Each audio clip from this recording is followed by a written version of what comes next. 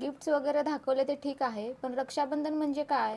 रक्षाबंधन हा एक भारतीय सण आहे जो भाऊ बहिणीच्या प्रेमाचा प्रतीक आहे। त्या दिवशी बहीण आपल्या भावाला एक पवित्र दोरा म्हणजेच राखी बांधते। परंपरा जपत बहीण सुद्धा बहिणीला राखी बांधते आणि भावासोबतच वहिनीला सुद्धा राखी बांधली जाते आणि त्या राखीला आपण लुंबा असं म्हणतो। ह्यावेळी त्यांच्या सुखाची, समृद्धीची आणि दीर्घायुष्याची प्रार्थना केली जाते। ह्या बदल्यात भाऊ तिचं संरक्षण करतो, तिची काळजी घेतो आणि तिला गिफ्टही देतो।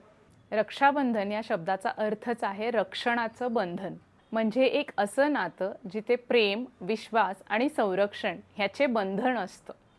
ह्या सणाचं महत्त्व काय असतं तेही बघूया।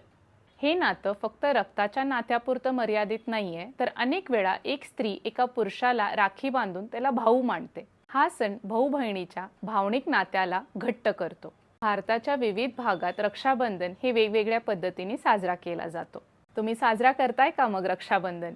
जर करत असाल तर मग हे व्हिडिओ तुमच्या इंस्टाग्रामच्या स्टोरीला, फेसबुकच्या स्टोरीला शेअर करा, रॅपरविशला फॉलो करा आणि टॅग करा आणि तुम्हाला मिळेल एक गिफ्ट हॅम्पर जिंकायची सुवर्ण संधी।